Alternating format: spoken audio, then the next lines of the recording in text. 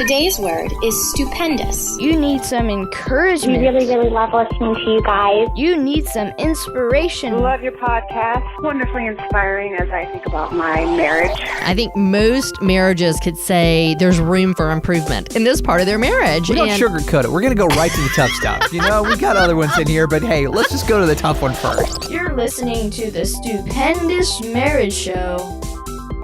Hey there, hi there, ho there. It's the Stupendous Marriage Show. I'm Stu Gray. Hey, I'm Lisa Gray. This is a show where we answer your marriage questions that you send to us at onair@stupendousmarriage.com. You can also text them our way, 1-615-592-1060. And if you're looking around our website at stupendousmarriage.com, look for the big blue button. It says send an email to the show. You can send us your email that way too. Last week we talked about one of the main themes on how to have a stupendous marriage, and that is really working on yourself, focusing on yourself instead of trying to change your spouse or get them to do anything you want them to do. And in fact, you can actually go back and listen to that. It was episode 182. This week, we're going to talk about another tool that you can think about and utilize to have a stupendous marriage, and that is have a vision for your marriage. I know with the speed of life and everything happening, it is so easy to just let time go by and you haven't not only just spent time together as husband and wife, but had conversations together, really thought about where you want to be in a month and 6 months and a year. And that's what we're going to talk about today. Yeah, we had a friend in a small group one time who sat with us and said, hey, you know, in a marriage, you can only coast one way, and that's downhill if you're not intentional about it. Yeah. And that really is true. That's what casting vision really does. We get so into where do I have to be? Where does the kid have to be? What time do I have to be there? And here's the bill that needs to be paid, and the grass needs to be mowed, and all of the maintenance types of things of life. If you don't think through and focus on where you want to be, it can just roll downhill. Amos 3:3 says, can two people walk together without agreeing on the direction? I don't know, can they? Well, you think about that game that people play a lot of times at festivals where Pokemon Go? Not Pokemon Go. Why have you and Dean started playing Pokemon Go again? I thought we were done with that. I know. We have. It's okay. It's okay. All right, back to your point. Sorry. Yeah, so at the festival, what's that game that they tie their legs together, right? Yeah, three-legged race. Right, so they tie two of their legs together, and they have to agree on which direction they're going in to win the race. Left, right, left, right, left, right, left, right. Right. Even how they're stepping and who's going which foot first. And man, that's a great illustration of how easy it is as husband and wife to not do that, not continue to talk about, hey, who's going first? And not just things that are daily maintenance, you know, the who's going to get the groceries? Hey, you're going to get the kids. What are we having for dinner? Which is our daily conversation, but also bigger vision stuff. We strongly believe that what you focus on grows. And there's this odd story in the Bible that I have heard taught. And when I heard it taught this way, I just went, wow, that's really interesting. And it's in Genesis 30, verses 25 through 43. And right in the middle of the story about, well, actually, it's closer to the end, verses 37 through 40, Laban and Jacob, they're getting ready to go their own ways, okay? And Jacob wants to go out on his own, but he needs his sheep. And he asks Laban for the speckled and spotted sheep. Laban wanted the sheep for himself, so he took them, and Jacob had to find out this other solution. So the story says that Jacob took pieces of the tree and put them in the watering area in front of the sheep where they drank and where they made more sheep. Oh, yeah. So they created spotted and speckled sheep. And that's the weirdest story to me, one of the weirdest stories. I mean, there are many weird stories in the Bible, but what they were looking at, they produced. What you focus on grows. And that was the main point of his teaching. You know, what you focus on, you reproduce. And if you're not focusing on the good things, where you want to go, the different areas of life, not just the maintenance conversations, you don't produce good things. Well, and oftentimes the goofy phrase, the squeaky wheel gets the grease. It is so easy to pay attention to the things that are causing the most stress. You know, the kids and the grades and the teacher and trying to squeeze in a workout and trying to squeeze in time with your friends and all of those things that, man, so many times, especially when your kids are younger, because they're just higher maintenance. They need more attention from you when they're under 18 than they do when they're older. And so I think so many times it's just easy for us to put our marriage on the back burner and just kind of, like you said, coast. And unfortunately, a lot of times marriages are coasting downhill. So we'll talk about how to create vision for your marriage coming up. So let's talk about creating vision in your marriage. What does it look like? What do you do as a couple?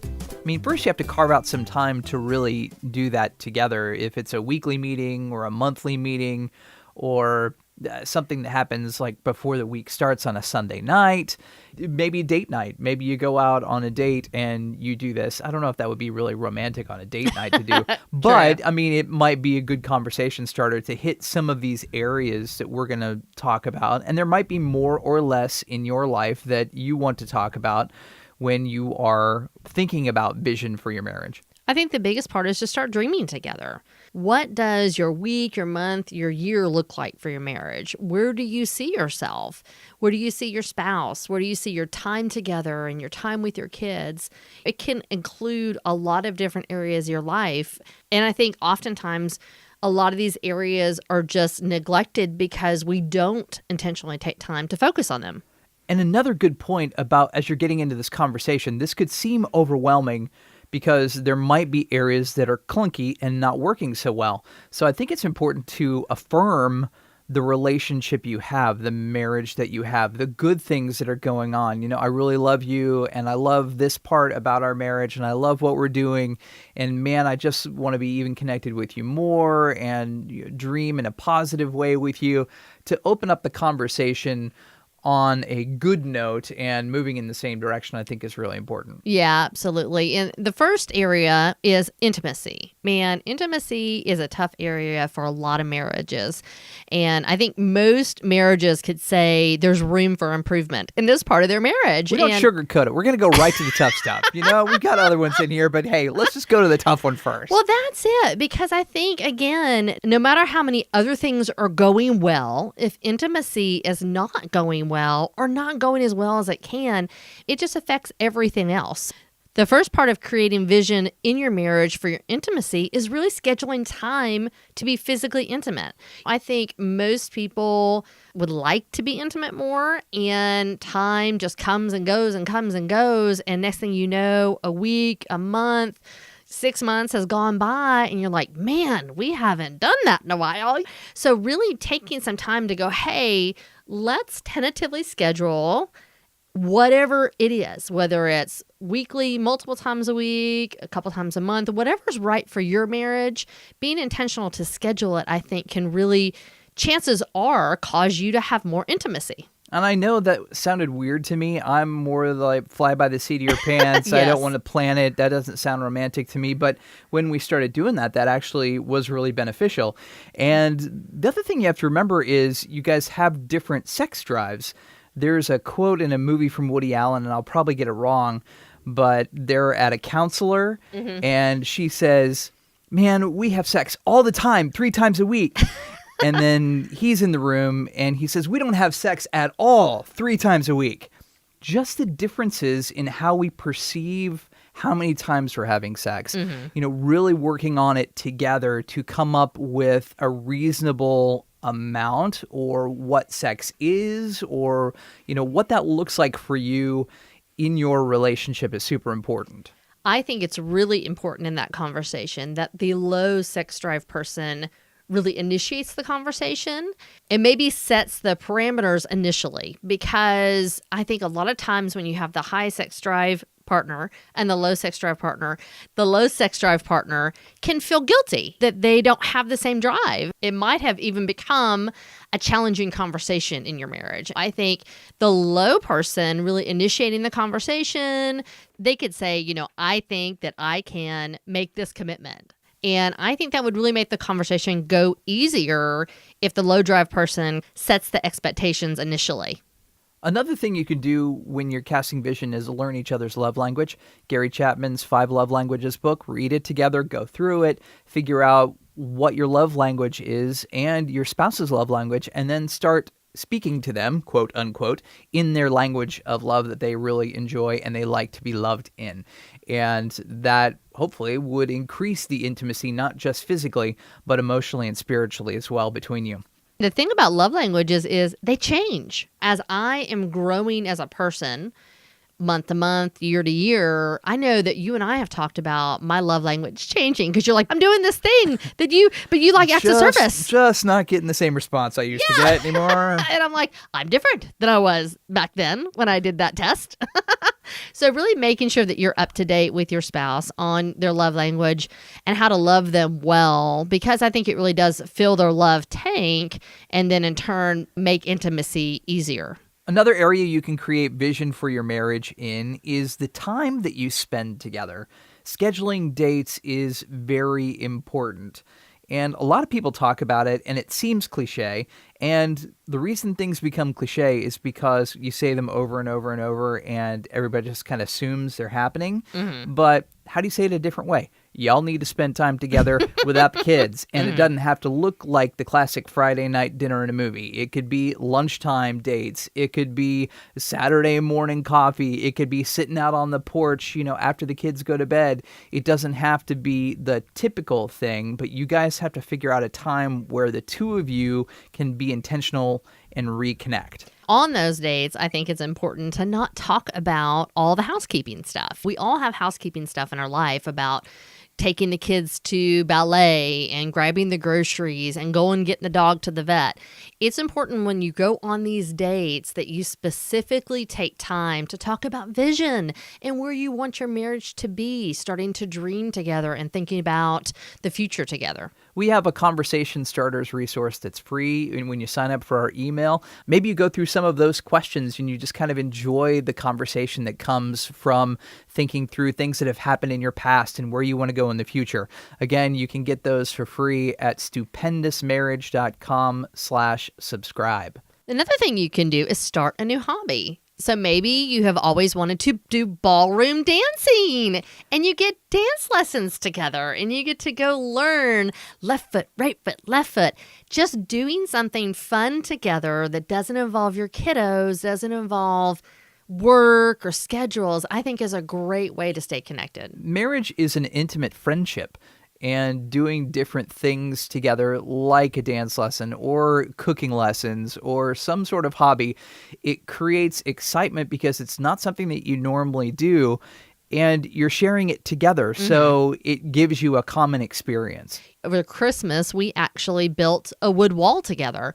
And thinking about that wall, every time I look at it, I just smile. It just makes my heart happy that was something that we did together. We had a vision for it. I drew it out. We measured it. We went and got the supplies. We took all the steps we had to prepare the wood, and then we hung it together. And it's really neat to think about doing those type of things in your marriage so that you have a connection in a way you don't with everyday life. The next place to create vision in your marriage is in your finances. Dun, dun, dun. Money. Yikes. Money, money, money. And we're not bankers. We don't play money managers on TV or anywhere else, but we do believe that getting your money in order, at least so you have a common language around your money, is very important. When we first started dating, I started listening to the Dave Ramsey show. I would go into the radio station early and I'd go get lunch and sit by the park, and I was flipping around the radio stations and there was this guy talking about money. I was like, that's really interesting. And I got hooked. Mm-hmm. And then all of a sudden we were sitting in his audience for the Financial Peace reshoot of the videos. And we did Financial Peace in a week and really went through it fast. It gave us common words and language and a framework to begin talking about money in our relationship. Unless you're really fortunate to be raised the same way as your spouse, chances are you think differently about money. And I honestly didn't realize how differently you and I thought about money, right? Because we were just dating. Sure. Until we went through that class. And I quickly realized there were a lot of things that I thought about money that were wrong. There were a lot of things that you thought about money that were wrong. Oh, yeah. And the way we spent money and the way we used money and thought about it, man, it was so different. And I'm not sure how difficult it would have made our dating relationship and then marriage if we had not kind of tackled that early on. So I'm really grateful we kind of got on the same page about the point of money and how to spend it and how to save it and all those things. Some places you can think of to create vision for finances in your marriage.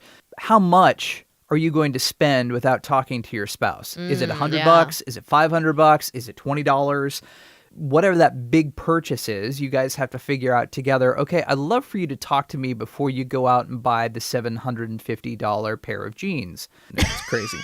Why? Okay, I'm not going to go there.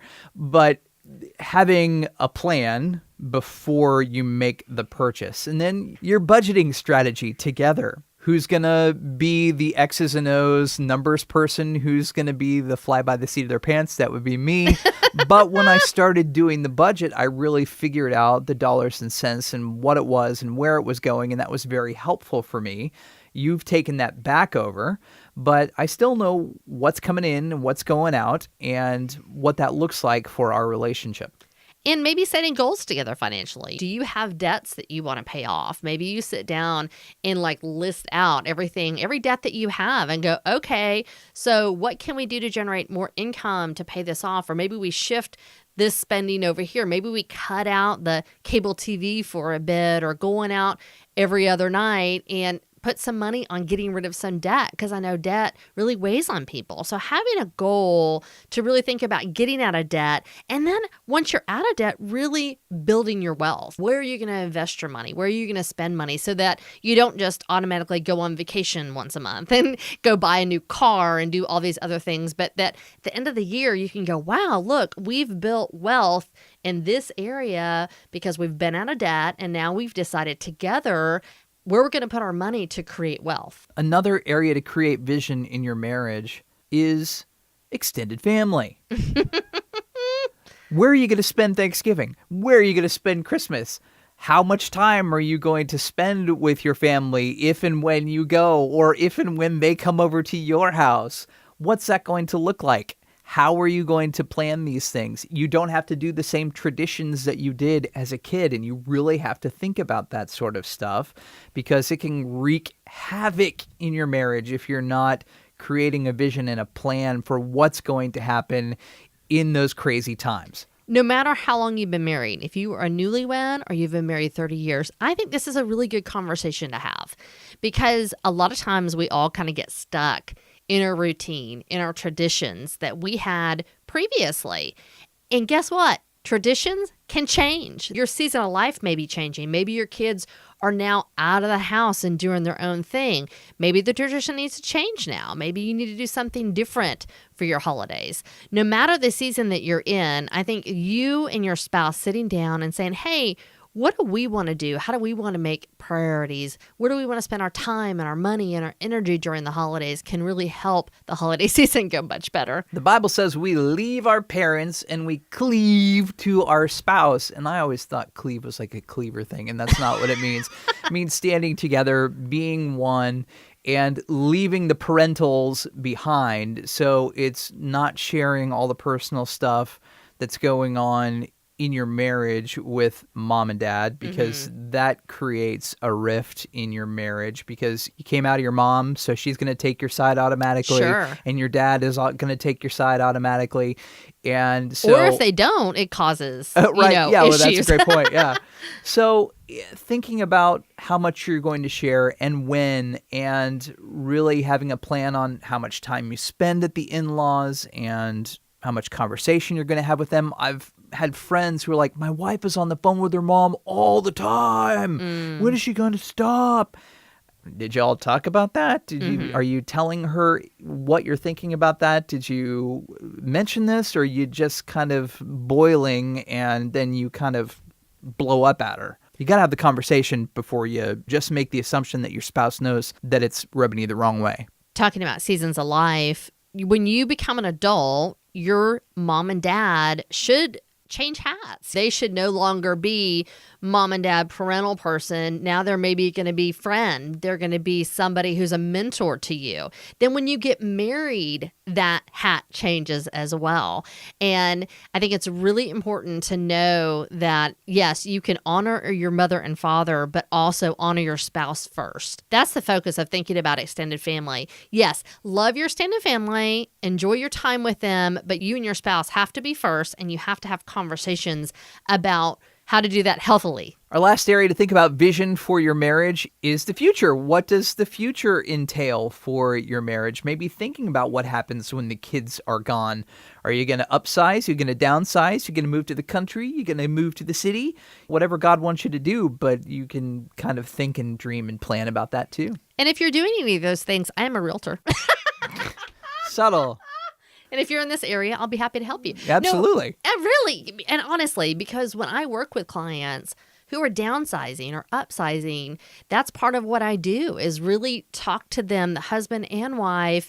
In fact, I was just out with some folks not 2 weeks ago when we were talking about the fact that I also wear a counseling hat in real estate because, again, you're coming from such different places as men and women and then any of your upbringings to really think about what your goals want to be and where you want to live and how you want to live, I think is really important to have a conversation about. Having a plan for when you want to retire. Is it 10 years from now, 15, 20? It's obviously getting closer every day. We get closer to that. So really thinking about what retirement looks like. Where's your money going to go?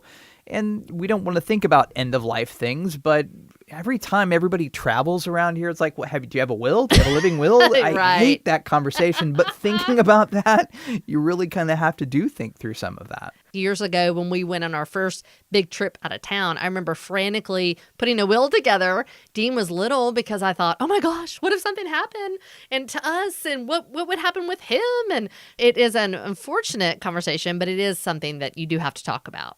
So how do you create vision for your marriage? We've gone through 5 different areas that you can sit together and talk through, like intimacy, the time that you want to spend together, your finances, extended family and traditions, and the future. There are probably more that you could dream with your spouse about, but we thought those were 5 big areas that you could really tackle and start dreaming about your future and build a vision for your marriage together. And doing that is going to give you another tool to be able to help your marriage be successful and stupendous. Thanks so much for spending time with us today. You can send us your marriage question on air at stupendousmarriage.com or text us 1-615-592-1060. We'll talk to you next time. Bye. Yeah. Like the show? Like the show? Yeehaw. Share the podcast. Tell another couple. Hold up. That we believe in marriage and how to have if you don't think through and really sit on that the low sex drive person, the low sex, and it might even be. So let's move on to I had number 2. No. Point. No. We're Let's not done move on here. to number 2. Stop. And then your budgeting strategy. Your budgeting strategy. I'm glad it's you and not me. Okay, let's start over. Yeah. Like the show? Like the show. Share the podcast. Tell your married friends.